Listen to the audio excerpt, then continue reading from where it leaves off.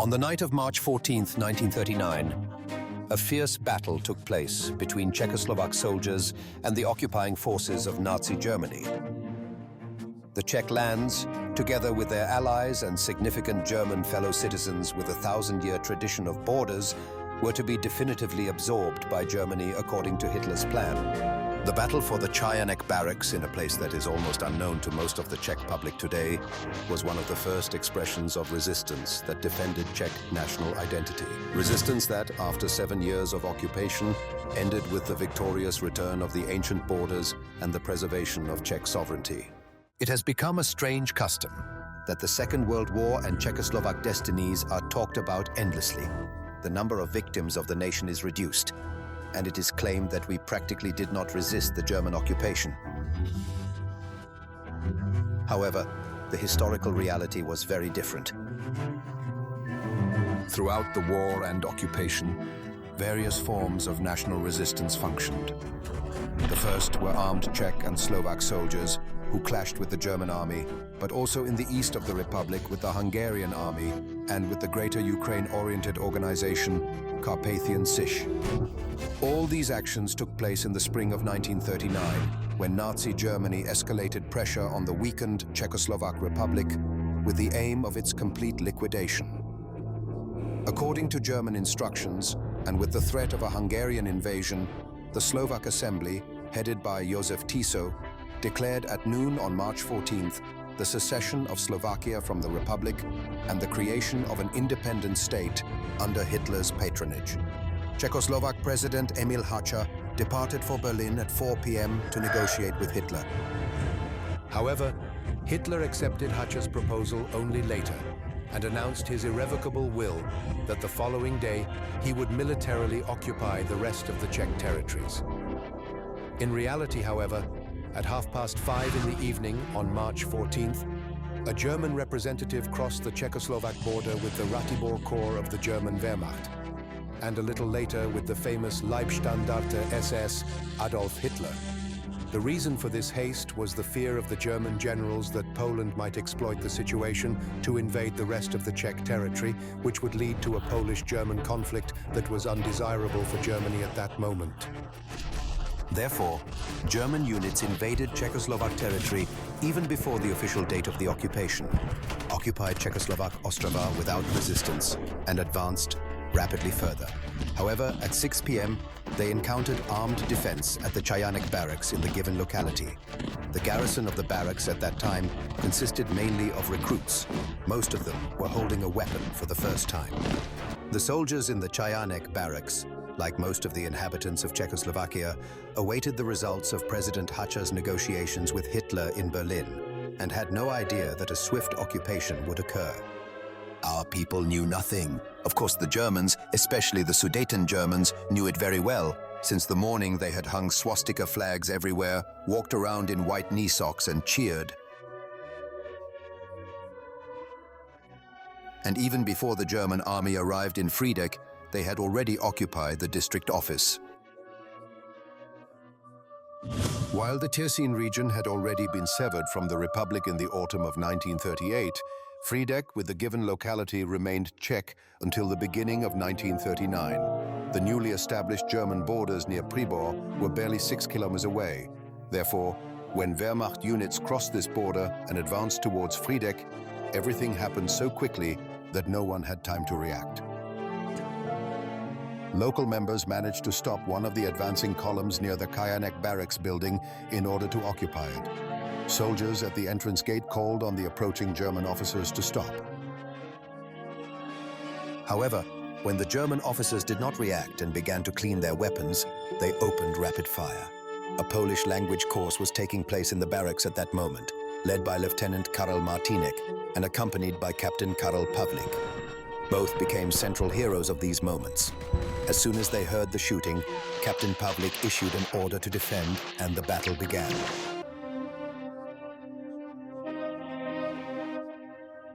However, the armament of the defenders was limited. They had only 40 rifles, 2 light machine guns, and a box of grenades. Captain Pavlik entrusted the more experienced soldiers with the defense of the barracks courtyard, while he placed the recruits and machine gunners on the roof of the building. The Germans tried to break through the gate using an armored personnel carrier, but the defenders managed to disable it. The attackers then deployed 3 mortars and an anti-tank gun in the fight against the barracks garrisons. The fighting defenders managed to withstand the numerical and technical superiority and gradually repelled 3 German attacks. Only when their ammunition began to run out and they were ordered by higher military commanders to cease fire did the defenders begin negotiating surrender with the Germans. The entire incident probably cost the lives of 18 Germans, while on the Czechoslovak side, there were only 2 wounded.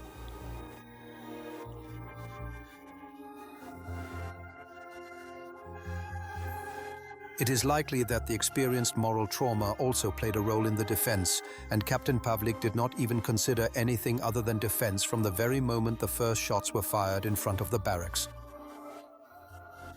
Even though it may seem that the entire battle took place at a time when President Hacha, under pressure, had already signed his consent to the establishment of the Protectorate, actually quite unnecessarily, the soldiers in the barracks behaved in the spirit of their oath as true heroes. We must realize that a soldier must stand at his post, even if it turns out there is no other option. He hopes that his resistance can to some extent influence or change the situation. For me, as a pilgrim, it was clear that we acted as the laws commanded us. After the battle, the captured Czechoslovak soldiers were disarmed and released home after a few days. Many joined the resistance practically immediately.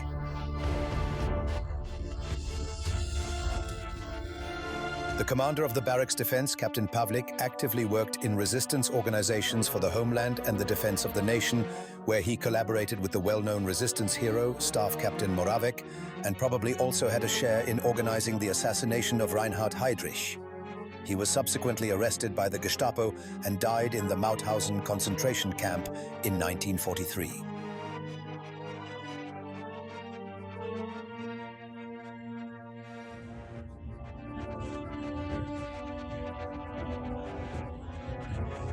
Another of the defenders of the Čajánek Barracks, Lieutenant Karel Martínek, founded the White Lioness Resistance Sabotage Group with several other soldiers, which operated in Zrinsko and carried out several successful half-moon attacks on the railway. In the autumn of 1944, Karel Martínek was also arrested. However, he survived imprisonment and was later decorated. As early as 1949, he was imprisoned again by the new communist regime as a potential participant in resistance against the new totalitarianism. The personal courage of individuals saved the honor of the nation in a situation into which the state had been led by the shortcomings or mistakes of its foreign policy. But could Munich and the subsequent occupation of Czechoslovakia have been politically prevented at all? I don't think Munich or the occupation of Czechoslovakia could have been prevented. Of course, it was due to the hopeless conditions that prevailed in Europe in those years, and not only in Europe, but also in the world. I am convinced that at that time, no force could have been found that would have been able to act before it happened. However, Germany's expansionist intentions were already evident from the Locarno Conference in 1925. The alliance with France was already proving problematic then. Our politicians should remember that they must always act in the best interests of their nation. And the interests of the nation are more important than, for example, ideological ties that have plagued the Czechoslovak Republic since its inception. So we chose our allies then, just as we chose them in the second situation, and just as we choose them today, according to ideological criteria and not according to our own interests. The alternative was probably good relations with neighbors, especially with Austria and Hungary. It was necessary to discard the animosity towards the other successor states of the Austro-Hungarian monarchy.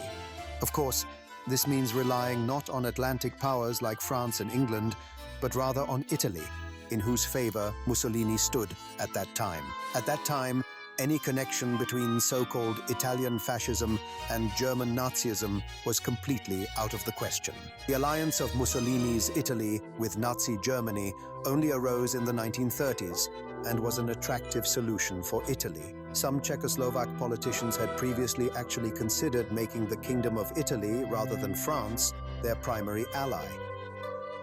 It was probably thanks to Edvard Beneš that Italy was not prioritized, and France, a country that doesn't know much about us, became the main ally then, and still doesn't today.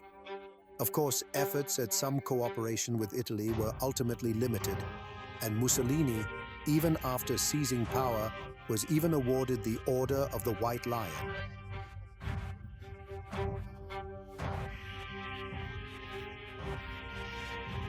It seems he had some Czech sympathies in memory of Jan Hus. But unfortunately, this chance was not taken. And it's a shame, because perhaps Italian fascism itself would have taken different paths than it ultimately did.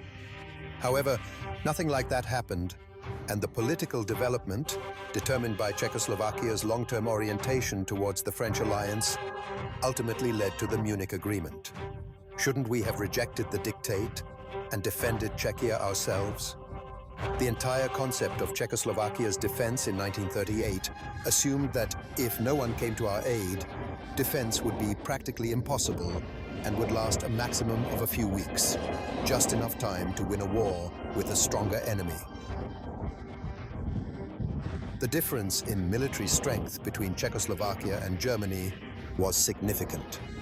The system of border fortifications was not yet completed, nor were the transport capacities necessary for troop movements, landing strips, or fuel supplies prepared.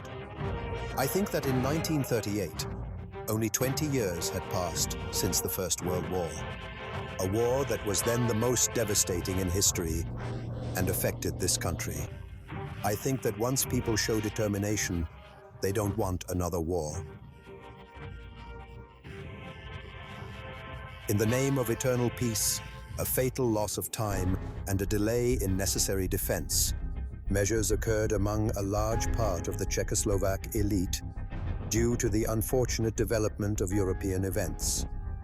Nevertheless, many military experts at the time did not consider the possibility of defense to be hopeless. It is not entirely clear that the situation had to be as hopeless as it might have seemed, because there was enormous determination here, and not only among our generals and the command corps, but above all the nation. That is, I think, the most valuable thing one can count on in such situations. I think we should have refused the Munich Dictate in 1938. We should have defended ourselves. We had the army to do it, and we had the determination. I don't think it's for nothing to say that we have some Munich syndrome. I think that nation has it in it. Look at Poland. Poland actually managed to stand up to Hitler for a few weeks, and somehow he helped that nation a lot. Furthermore, the hopes of some Czechoslovak generals in September 1938 were not without reason. It is known that many Western figures at the time also opposed the policy of appeasement. For example, the British conservative First Lord of the Admiralty, Lord Cooper, who resigned his post in protest against the Munich Agreement, or Winston Churchill, who said of the Munich Agreement, "My country had a choice between compromise and war. It chose compromise and got war." However, at the time of the Munich crisis, the British Prime Minister was Neville Chamberlain, who was the main protagonist of the agreement with Germany. In France, which was bound to Czechoslovakia by a clear alliance treaty, the will to help was even less. Who else could have helped us? The Soviet Union? Well, I would have liked that. But on the one hand, it was not prepared. And if it had been prepared, it would certainly have helped us in such a way that we would have been even worse off than if the war had never happened. Among the German general staff, there were fears of a possible premature outbreak of war, and some of the generals considered the escalation of the Czechoslovak question so risky that they even considered carrying out a putsch and overthrowing Hitler. Not because they didn't want to fight against us, but they did not feel sufficiently prepared. Every officer knows that if an attack is to be carried out, the attacker should have 2 to 3 times more combatants than the defender. The German army did not have such an advantage before the Munich Agreement. The generals expressed their concerns in a memorandum they presented to Hitler. This was the reason why Hitler, despite all the loud threats of war, actually tried to use targeted steps to induce Chamberlain and France to an agreement. However, the Czechoslovak representatives did not have information about the opposition within the German army command. Under pressure from the Allies, they therefore decided to accept the dictate. But did they have the authority to take such a step?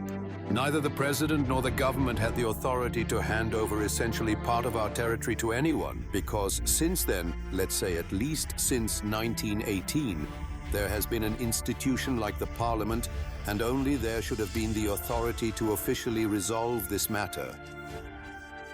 The actions of President Beneš, otherwise known for his almost exaggerated meticulousness in adhering to formal and legal procedures, are astonishing. This was not a showy diplomatic game in which the president deliberately took steps against the constitution so that the validity of the Munich Agreement could be challenged in the future, even on this detail. A detail that even provoked considerations of carrying out a coup and leading the defense. In this context, the lesser-known names of Generals Luja, Wojciechowski, and Pachala appear, the latter of whom even pointed a pistol at Beneš during an audience with the president. In the end, he only fell silent and declared, "You are not my president." Representatives of the Republic's defense, who managed to unite such disparate forces as nationalists, Czech Catholics, and communists, also oppose the acceptance of the Munich Dictate. Other representatives from 1938 visited Beneš and tried to persuade him to reject the dictate. Senior officers also attended the meetings. Paradoxically, Emanuel Moravec, later known as a commendably notorious collaborator, was among them, who at that time still held militant patriotic views and called for defense, as did Pomienkov. A real attempt at a coup and the takeover of a government willing to defend itself took place at the 205th Infantry Regiment in Sedlčany. The plan failed, and the regiment's commander, Colonel Metodij Plesky, was arrested. Interestingly, he was never convicted. After the acceptance of the Munich Dictate, Beneš's abdication and subsequent flight to London, Emil Hácha became the new Czechoslovak president on November 30th. With his government and Prime Minister Rudolf Beran, he tried to stabilize the truncated state. Was it possible to secure this so-called Second Republic, stripped of its border districts in terms of foreign policy? One of Hitler's demands was the so-called neutralization of Czechoslovakia. The concept of neutralization was supposed to mean that this highly developed and economically advanced country would simply cease to exist as a state entity that, as an economic power, was a competitor to many. Czechoslovak soldiers, even in such difficult, almost hopeless conditions, actively defended their homeland against new enemy aggression.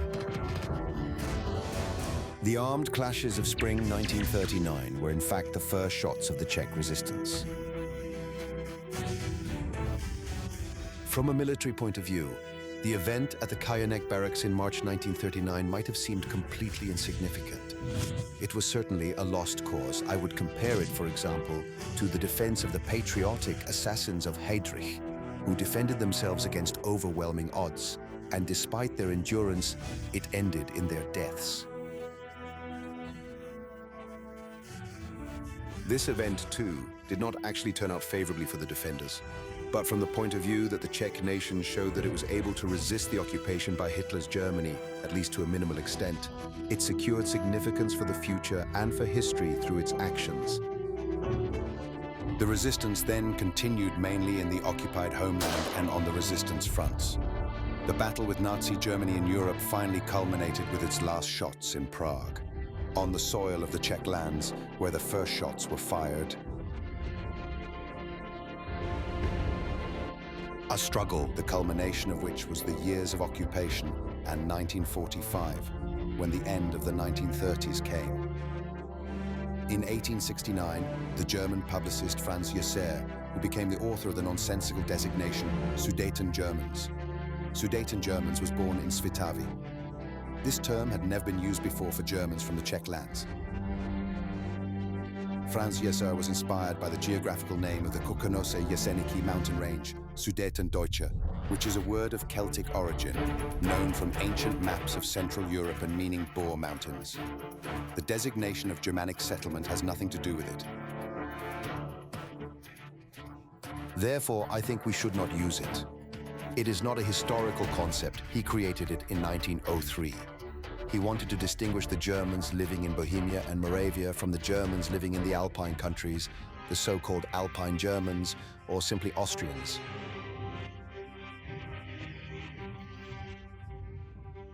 He created this concept, which then became purely ideological, and thus the entire era of 1930s, which were all about this nationalistic concept, had aggressive character. Perhaps also because words have great power. The label of Sudeten Germans acquired a sacred meaning of Germanness in contrast with the Slavs. It thus had a confrontational character towards the Czechs. It is little known that the first seeds of Nazism also emerged from this settlement. In 1904, the so-called German Workers' Party, Deutsche Arbeiterpartei, was founded in Ústí nad Labem and Trutnov, which later became the basis of the Nazi party formed in Bavaria. Thus, the ideas of later Hitlerite aggression were also born in the so-called Sudeten German environment. Hitler and his Germany wanted to tear the Czech and Moravian borderlands away from the Czech state forever. That is, territories that the Czech state had held for 1,000 years.